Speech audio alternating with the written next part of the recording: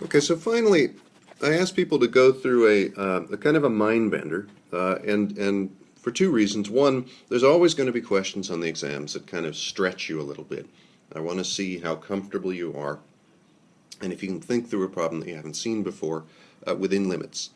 And part of the deal is that these are always going to involve things that we've talked about, things that you know. I'm not asking you to come up with anything new, and in general, part of the way through these is to kind of relax and try to keep it as simple as possible.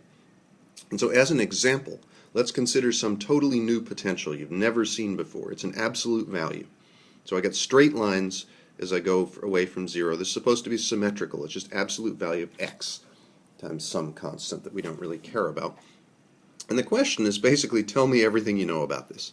We want to know, where are the states going to be? What are the total energy solutions to the Schrodinger equation going to be? And specifically, as you increase in quantum number, are these states going to get closer together? Are they going to stay about the same distance apart? Or are they going to get farther apart? And additionally, essentially, what are the wave functions going to look like? You know, that's basically what we want to know about this. And you have plenty of information. You know everything you need to know to work through the problem. And so first thing was we took a few minutes and people just thought that through. So if you haven't done that yet, you should do that now. You should pause and just try to think, where are the energy levels going to be? And let's try to draw the first three here. The first three states, the first three energy levels. And are they getting closer together, staying the same distance apart, or getting farther apart as I increase in quantum numbers, I go up in total energy, and why? And then basically, roughly, what does the ground state look like? And then what does that third energy level, what does that state look like? And try to work that through. So hit pause, work on that. Okay, now that we come back, the first thing actually is there will be a ground state that is not at zero energy because the system is confined.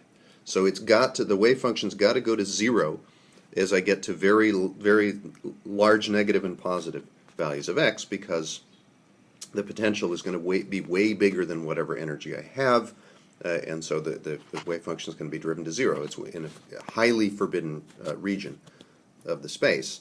And so the system is confined. The wave function's got to go from zero to non-zero and back to zero. That's curvature, because it has to integrate squared to 1.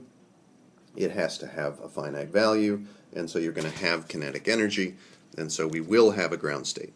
That ground state is going to have nodes because it's going to cross excuse me, it's going to cross the potential, and the Schrodinger equation tells us that the second derivative is proportional to total energy minus the potential. And so at those classical turning points, we know that the curvature is going to go to zero.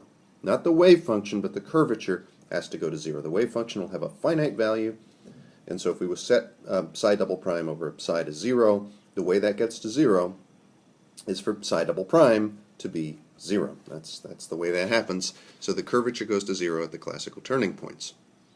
So the ground state is going to look basically like that. It should look a fair bit like the simple harmonic oscillator ground state, because it's got the same basic things going on.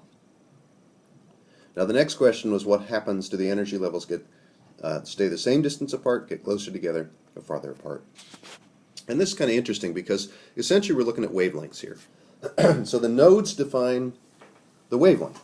So between the nodes, we've got a wavelength here. And so basically, in the case of the ground state, the wavelength is essentially the distance between the classical turning points.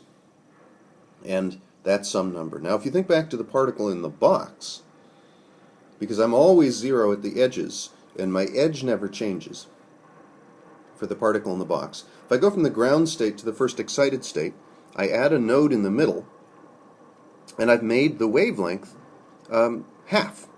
By making the wavelength half, that means the momentum doubled.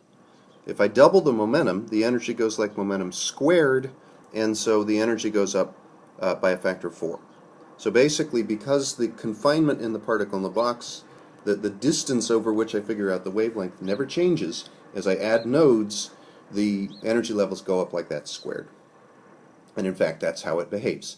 So the energy level for the particle in the box goes like quantum number n squared. On the other hand, with a simple harmonic oscillator, a little parabola over there in purple, now the space is getting somewhat wider as I go up in energy levels.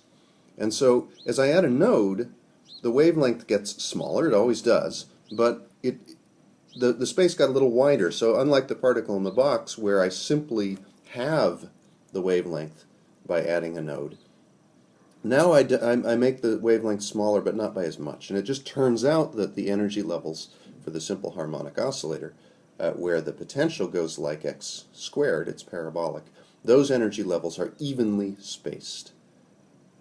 Okay? So now this absolute value, the particle in the box is basically like x to the infinity. As soon as x gets bigger than 1, essentially, x over L to the infinity, then boom, the potential goes up to infinity. Whereas the harmonic oscillator was like x squared, and space started to get wider as we went up in energy. And so x to the first is heading farther down from infinity, and so the space is getting even wider compared to the simple harmonic oscillator, and therefore the energy levels must be getting closer together. So that's the second answer there. Because if I draw the second and third energy levels, and then we have to put some nodes in, the wavelength it's getting shorter, but not by much. And so the total energy isn't necessarily going up that much. And so the fact is, if you look at this, it barely looks like the wavelength has gotten shorter at all. That's within the error of the drawing, basically. But you see that the total energy doesn't go up by as much, and so as I'm adding in extra nodes, the energy is only increasing a bit, and that becomes basically more dramatic the farther up you go for the real solution. So we're going to have some nodes. I've indicated them with squares. We've always got the classical turning points, and that defines the wavelengths. And so the energy levels get closer together in a function like this.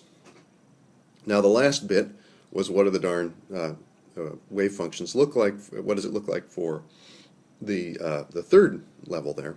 And so the bits we know where roughly where the classical turning points are. Actually, I should have them a little closer together in the middle there. So I think I'm going to kind of erase some there, because the total energy is the same, but the kinetic energy is E minus potential. So right smack in the middle, the kinetic energy is equal to the total because the potential went to 0.